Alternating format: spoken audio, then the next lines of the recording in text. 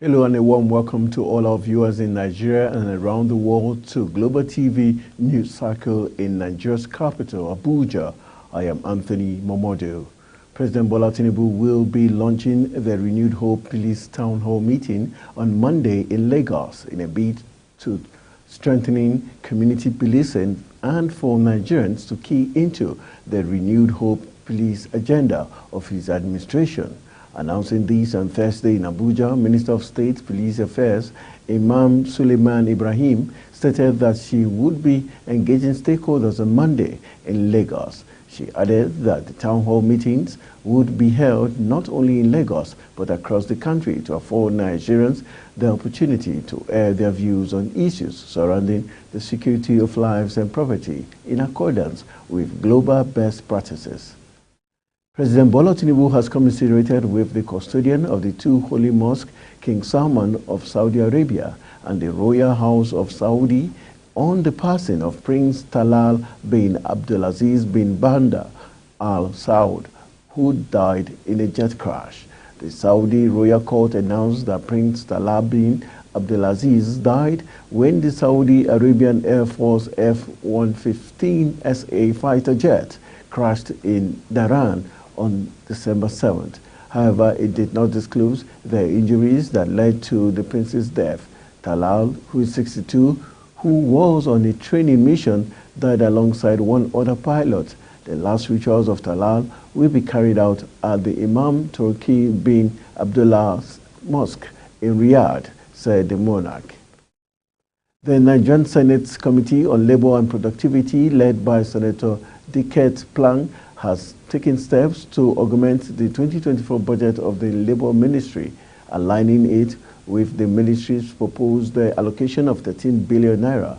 This action was prompted by a motion raised by Senator Tahir Mungunu during the committee's meeting with the Minister of Labour and Employment, Simon Lalong, the Minister of State, Honorable Nkiruka Onyejocha, and other ministry members at the National Assembly complex in Abuja. Sandra Akbar has the details. Senator Mungunu emphasized the committee's authority in appropriation, asserting that they possess the power to adjust the budget as necessary. This budget as presented by the executive is not sacrosanct. It's subject to tinkering by the legislature. So as such, we have all the powers of appropriation. This is very clear and unequivocal in the Constitution. The power of appropriation lies with the National Assembly. So if in our wisdom and in the wisdom of our appropriation committee and the leadership that the allocation that is made given to the Ministry of Labour and Productivity is grossly inadequate, we have all the powers to tinker it and increase it in tandem with the Renewed Hope agenda of Mr. President. This committee, that what has been submitted, what has been estimated, or the envelope given to Ministry of Labour and Productivity should be increased? Yes. Is it all your opinion? Yes. Expressing gratitude, the ministers highlighted the challenge of inadequate funding in the Labour Ministry. Minister Simon Lalong pointed out that insufficient funding for labor issues contributes to civil unrest in some African countries. There was every strike everywhere. There were reasons for some of this strike. If the ministry is well funded, there will be no strike in Nigeria. No strike in Nigeria. There will be no strike in Nigeria. You can see most of the African countries now, they are collapsing and people are now changing government because the workers are not adequately kept. Sandra Akbar reporting for Global TV News. The leadership of Labour Party has confirmed that they are part of the new coalition of concerned political parties that was launched this week. A group of 7 opposition political parties on Wednesday formed a new coalition in a bid to strengthen democracy in Nigeria. The movement, tagged the Coalition of Concerned Political Parties, was formed in Abuja at a meeting attended by leaders of the political parties at the National Secretariat of the Social Democratic Party.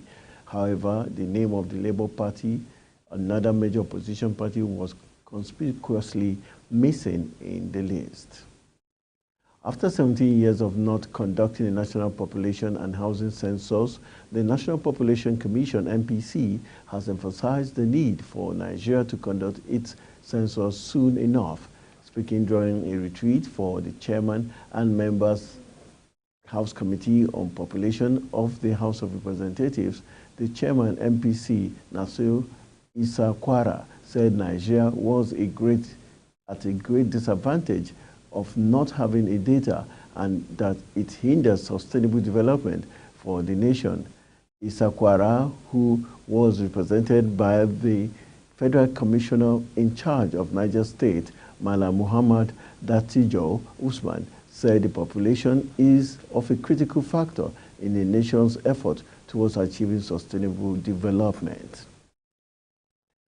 The Economic and Financial Crimes Commission at the weekend said land fraud and cyber crimes are tops of cases being handled in the Southeast geopolitical zone.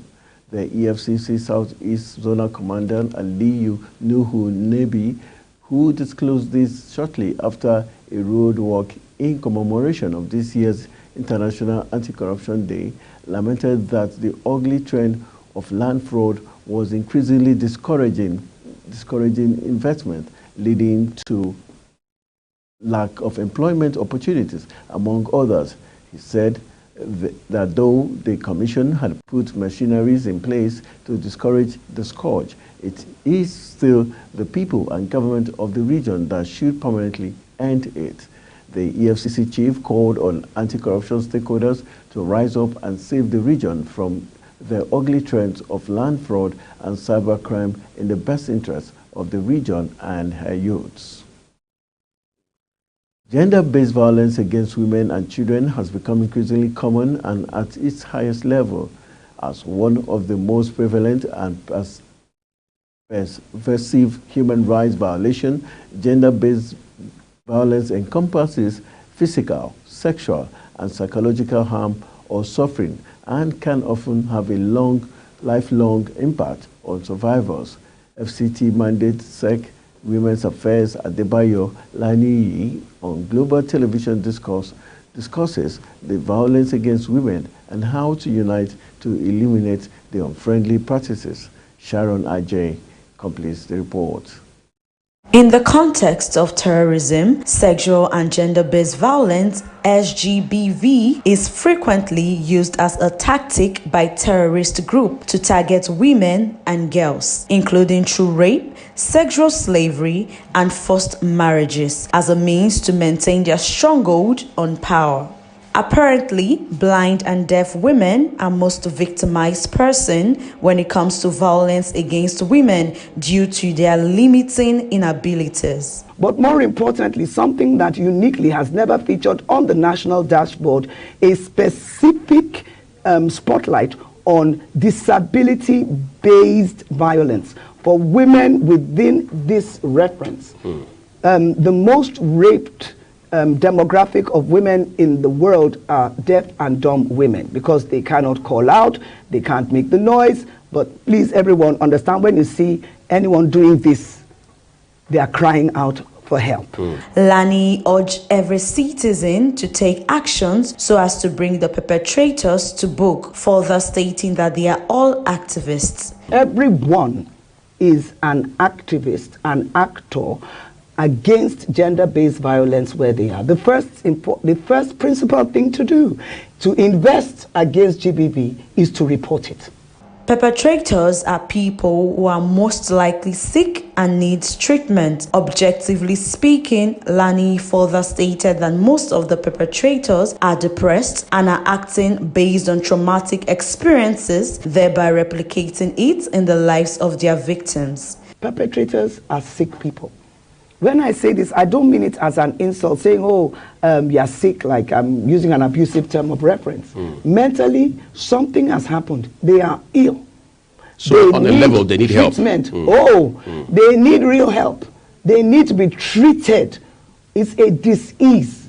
Training the victims and girl child with skills with aims to make them see their worth rather than an instrument for violation. Every woman you empower or you endow with a social opportunity that you give, and like for me, the emphasis of the mandate in the FCT for women is not about palliatives and poverty alleviation.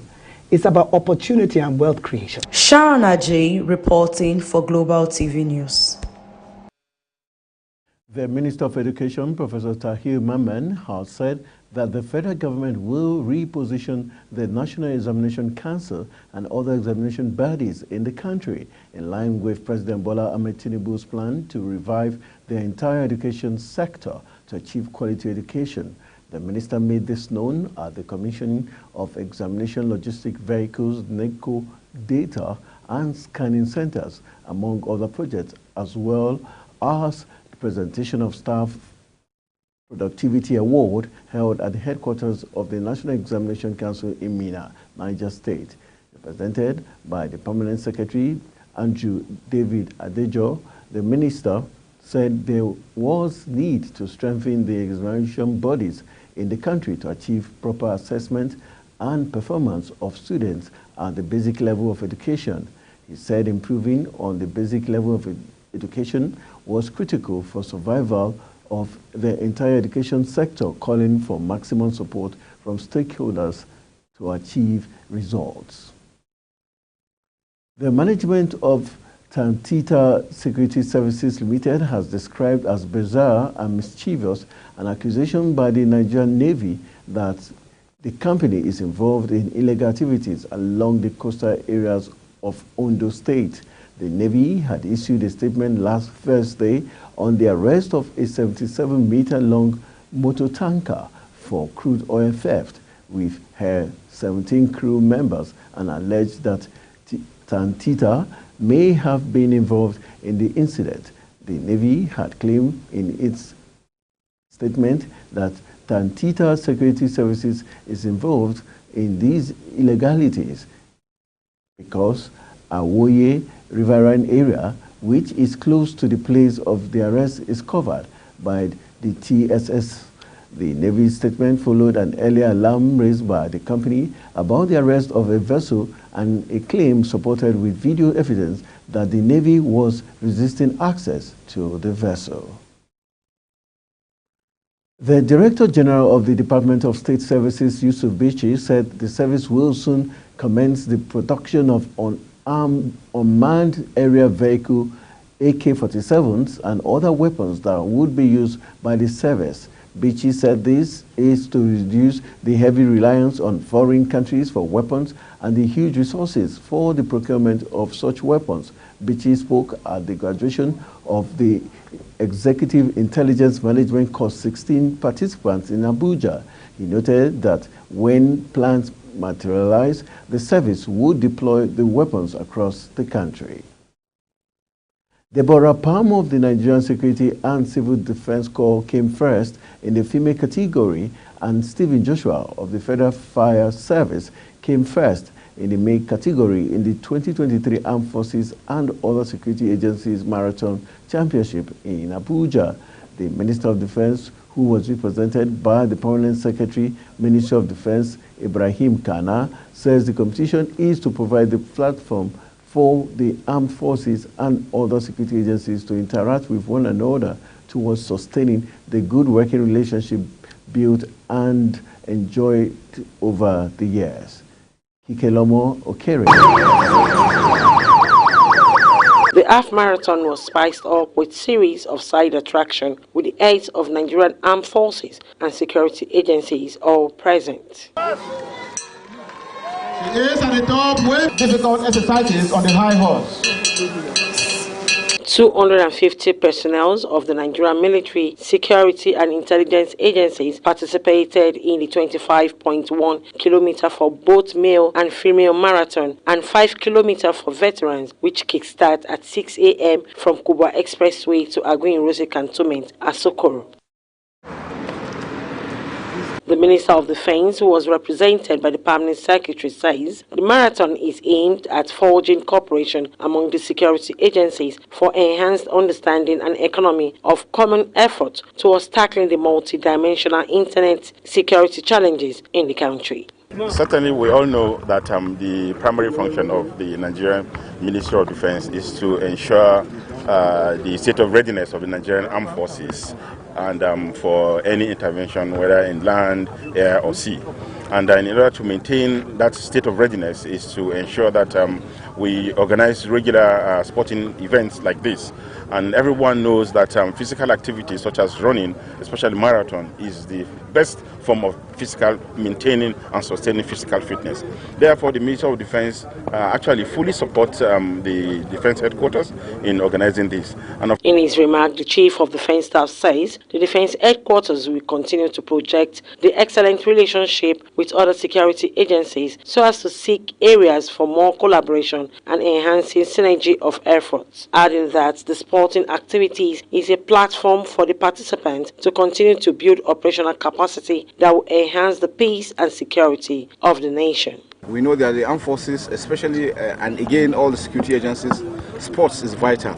Marathon builds up endurance, and we know our job has to do with a lot of endurance.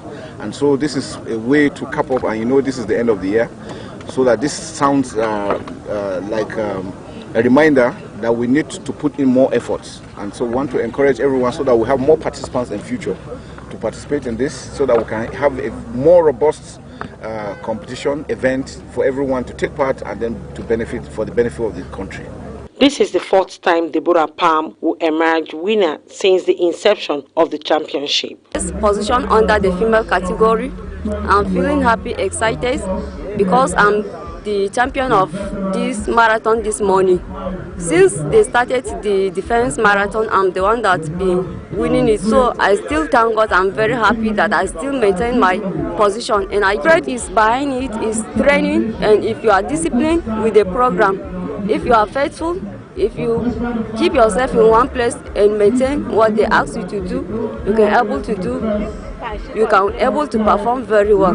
But I still put up my best and tell myself I can still come and win.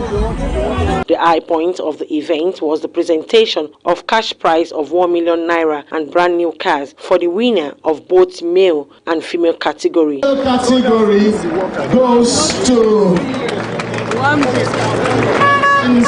the fourth edition of the Chief of Defense Staff, Armed Forces and Security Agencies Half Marathon Championship is part of the CDS vision to build inter-agency cooperation among the military and security agencies in the country. From Agui Rosi Cantonment in Abuja, Kike Lomo Okeri, Global Television News. The Bishop, Roman Catholic Diocese of Sokoto, Bishop Matthew Kuka, has advised young Nigerians wishing to leave the country not to hesitate. However, he prayed that the right and conducive environment be created so that those left behind can compete favorably with their foreign counterparts. Bishop Kuka, the Pro-Chancellor and Chairman Governing Council of Veritas University, Abuja, said this while addressing graduates of the Veritas University. It was the school's convocation ceremony. The bishop encouraged the young people who want to leave Nigeria to please feel free to leave. The country is big enough.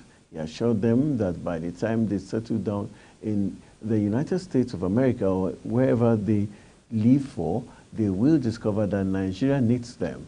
Kuka asked the graduates to remain focused and remember the school they were leaving behind. He also appealed to teachers to strive to be role models for the students.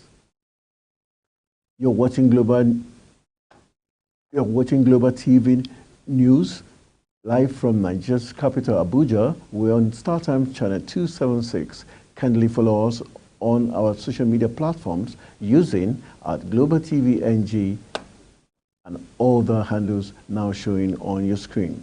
When News Cycle returns, Egyptians vote as Gaza war overshadows presidential polls. The news continues shortly with these details and other stories right after this break. Stay with us.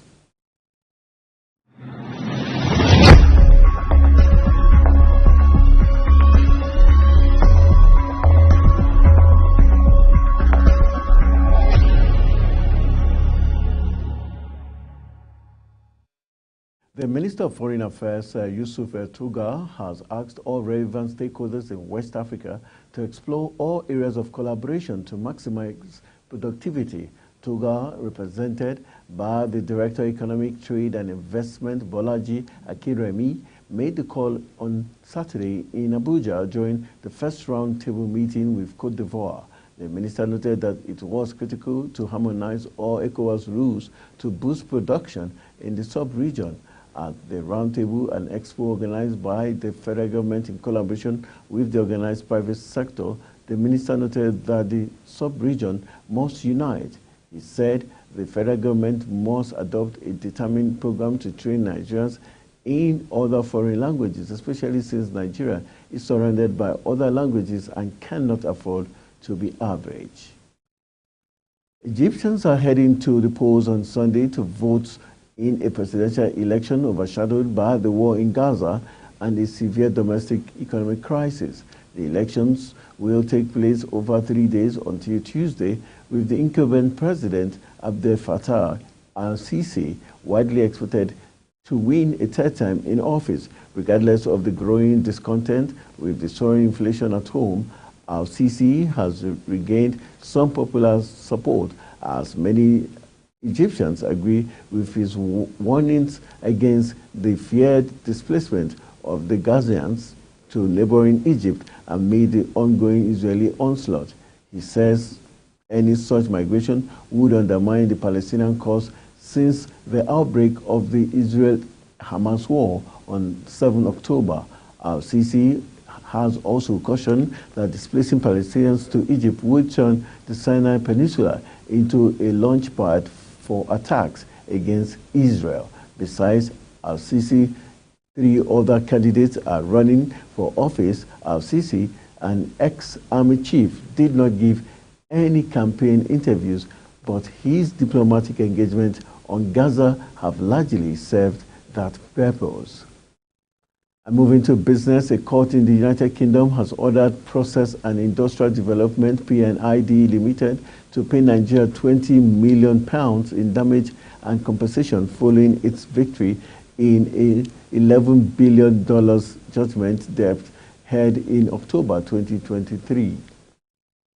The court ordered that the money be given to Nigeria within the next 28 days. The award of £20 million in damages was reviewed during a subsequent ruling on the subject in London to determine what happened after the October ruling. Reports said the hearing was also held to determine whether PNID would be granted permission to appeal the decision. However, the court denied PNID's request to remand the case to arbitration.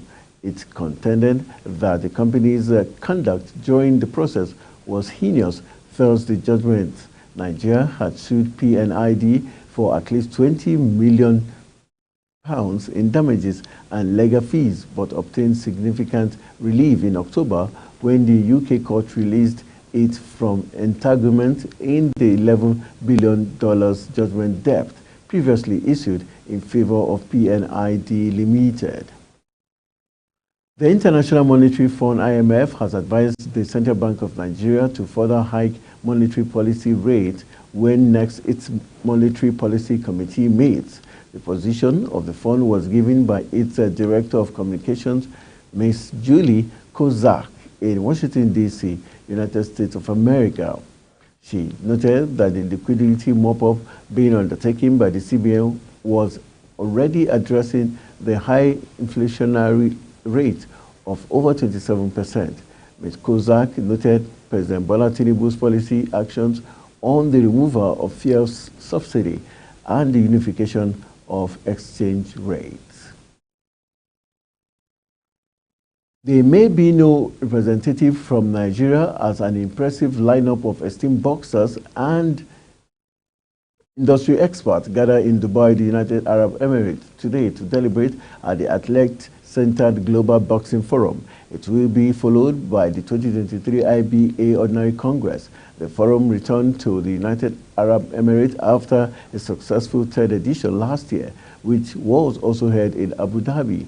With 2024 around the corner, the International Boxing Association looks to the future, discussing how to best support boxers, trying in with this year's overarching theme of protecting the physical, mental, and financial health of our athletes. Reports say the organizers had extended invitation to 2 Nigerian top sports journalists to be part of the Global Boxing Forum in Dubai, but the arrangement was later cancelled following the visa ban placed on Nigerian citizens from entering the UAE.